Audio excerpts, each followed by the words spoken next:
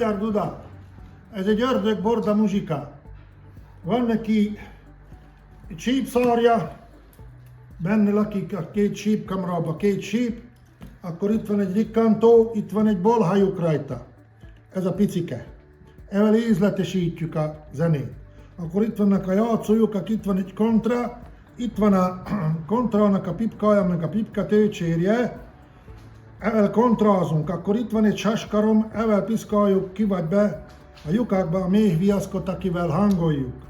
Akkor itt van egy sípszar tőke, vagy ki van faragva kecske fejnek, erről a fejről van elnevezve ez a duda rozina. A tömlő van egy kecske bőriből, látszik, hogy bak volt, mert itt van a pöcse elkötve. Akkor van egy klipács, akivel fújjuk bele a levegőt, aki befele ereszti, de kifele nem engedi, mert van benne egy zárszele. Így ne. Ezt berakjuk, így, akkor van rajta egy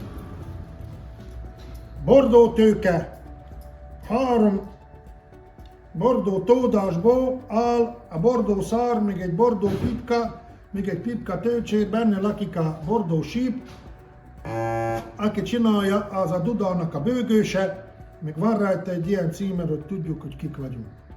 Akkor ezt szépen összerakjuk, és így ma neki szolgálni kell, és ez a szerkezete a magyar dudának.